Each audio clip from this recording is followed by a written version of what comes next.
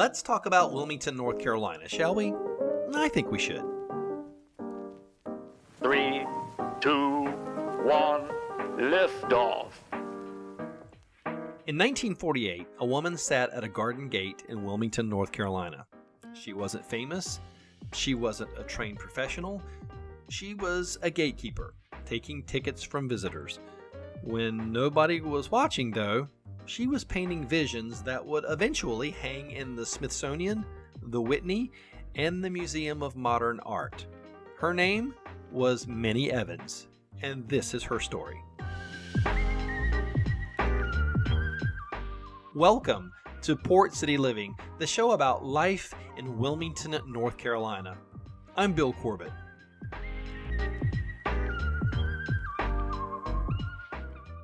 While most of you don't know who Minnie Evans is, I think her story is fascinating and one worth being told. Now, Minnie Evans was born on December 12, 1892 in Long Creek, North Carolina, a tiny community right outside of Wilmington and a community where some of my mom's family is from. Minnie's mother, Ella, was just 13 years old when she had Minnie. Now let that sink in, 13 years old. 2 months after Minnie was born, Ella packed her up and moved her into Wilmington to live with her mother, Minnie's grandmother. And just like that, a little girl born in the same community as some of my family ended up in the same city I call home over 100 years later. Now, Minnie grew up in Wilmington, eventually settling near Wrightsville Sound, and she was a church-going woman. St. Matthew African Methodist Episcopal Church was her spiritual home. She married young. She was 16 years old, and she married a man named Julius Caesar Evans. She had 3 sons. She was a wife, a mother, and a working woman, and by all accounts, just living life like everyone else around her. But here's the thing about Minnie Evans. She wasn't quite like everyone else. From the time she was a little girl, she had visions, dreams so vivid and so consuming that they kept her up at night. She could see things that other people simply could not.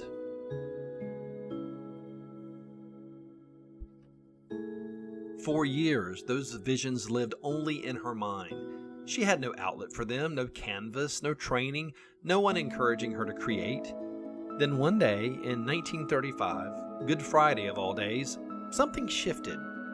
She picked up a pen and drew. Just like that, 2 drawings. She called them My Very First and My Second. Abstract shapes, circles, nature images, raw and unfiltered, straight from her imagination. She was 43 years old. Most people at 43 think the best chapters of their life are behind them. But Minnie Evans? Well, she was just getting started. But she stopped. She didn't draw again for 5 years, until a voice in her head said something that has stayed with me ever since I first read it. It said, "Why don't you draw or die?" So she drew.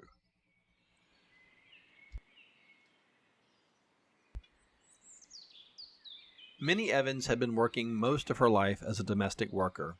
It was honest work. It was work available to black women in the South in the early 1900s. For a time, that work brought her into the world of a man named Pembroke Jones, a wealthy industrialist and the kind of man who built the sort of life that most people can only dream about.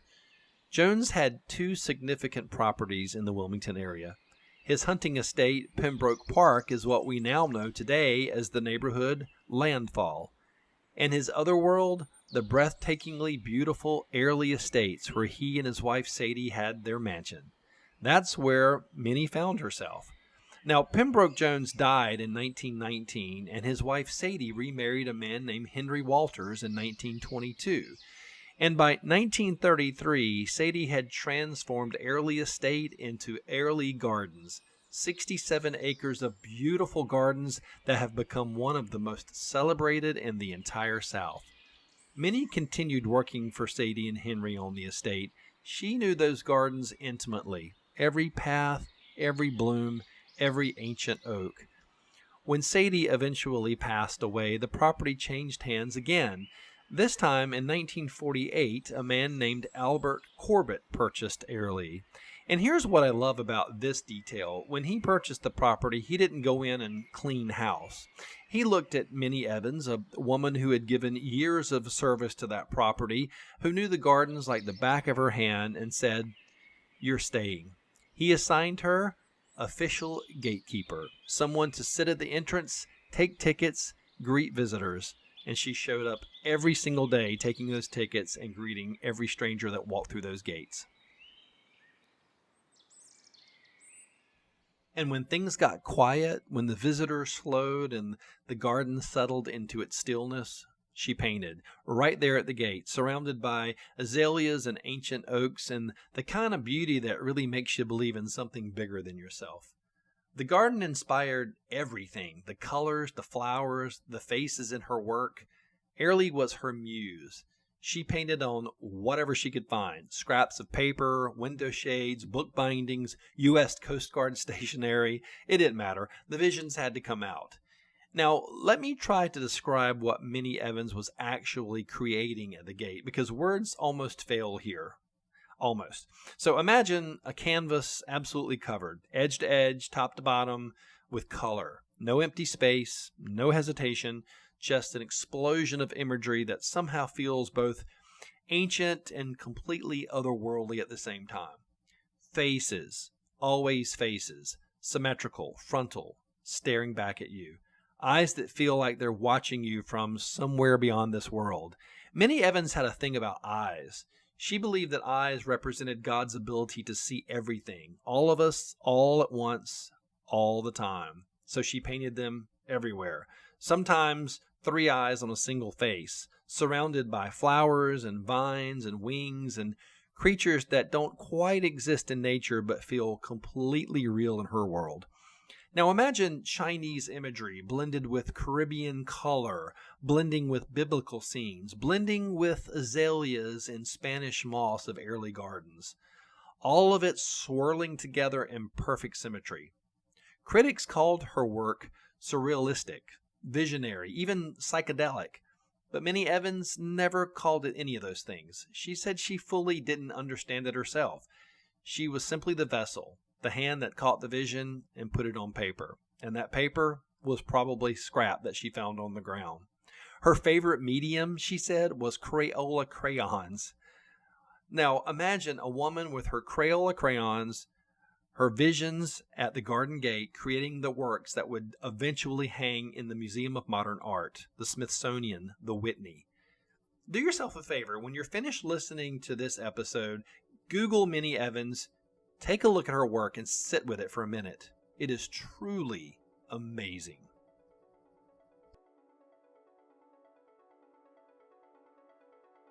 At first, she did something beautifully humble. She hung her paintings on the front gate of Airlie Gardens, right there where everyone could see them. She'd give them away to visitors, just hand them over. Can you imagine? Work that would eventually sell for thousands of dollars being given away at a garden gate in Wilmington, North Carolina.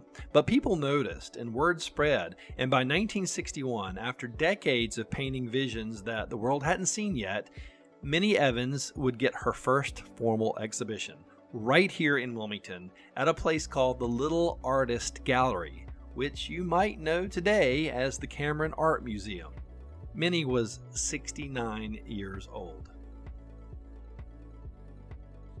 Then a photographer and folk artist specialist named Nina Howe Starr came into her life in 1962. Starr recognized immediately what she was looking at. She spent the next 25 years representing Minnie Evans, getting her work seen, encouraging her to actually charge money for her paintings, because Minnie had been selling them for 50 cents a piece. 50 cents!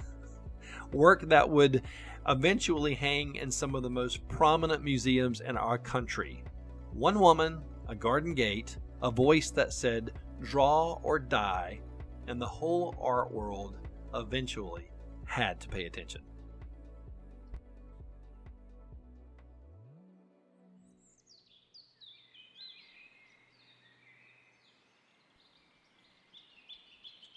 Minnie Evans died on December 16, 1987, 4 days after her 95th birthday. She left behind more than 400 works of art, all donated to what is now the Cameron Art Museum, right here in Wilmington. And at Airlie Gardens, artist Virginia Wright Frierson built something extraordinary in her memory, a Minnie Evans bottle chapel, made almost entirely of reused glass bottles. When you look down on it from above, it resembles a flower. 95 stepping stones line the path, one for every year of her life. Children's art inspired by Minnie Evans pressed into each one. It's one of the most quietly powerful places in the entire city. And here's what strikes me about all of it. Minnie Evans never had any formal training. She never went to art school. She never had a gallery representing her from the very beginning. She had visions. She had a voice in her head, and she had a garden gate and whatever scraps of paper she could find. And she created something the world could not ignore. This is the spirit of Wilmington's art scene. It's always been a little scrappy and independent, driven by people who create something they simply have to because they have no other choice. And that spirit is still alive in this city right now. In the local galleries, the local artists carving out spaces in unexpected places across Wilmington and the surrounding areas. That's what we're going to talk about in our next episode, the art world of Wilmington today, where it's thriving, where it's struggling, and why it matters most, more than people realize. Now, I have to stop here for a moment and share something personal, something that hit me differently the deeper I got into the research for this. The property that Albert Corbett purchased in 1948, Airlie Gardens, that I mentioned earlier, the place where Minnie Evans painted her visions at that gate for decades, that Corbett, that's the same branch of my family. Now, I'm not saying this to insert myself into her story because her story stands completely on its own. But there's something profound about knowing that a woman born in the same community on my mother's side of the family ends up spending most of her creative years of her life on a land that carried my father's family's name, creating work that would eventually hang in the greatest museums in the world. That connection is not lost on me, not for one single second. Minnie Evans once said, and let me make sure I get this right because the words deserve to be said carefully, God has sent me an angel that stands by me. It stands with me and directs me what to do. And I think about that. A woman with no formal training, no connections, no platform, just a gate and a vision, and she trusted it completely. Whatever your vision of an angel is, trust it. They're all around us, always directing us, helping us along the way. Wilmington has always been a city that produces people who trust their visions. Minnie Evans has proved to this world just that. What an incredible story and an incredible life. Well, that's my show for today. I really appreciate you being with me, and I really hope that you enjoyed the Minnie Evans story. Go check her work out. I promise you will not be disappointed. It is quite fantastic. And please consider subscribing to my podcast and share it with your friends and family. I would so appreciate that. Now, I want to leave you with a quote directly from Minnie herself. She said, "When I get through with them, I have to look at them like everybody else. They're just as strange to me as they are to anyone else."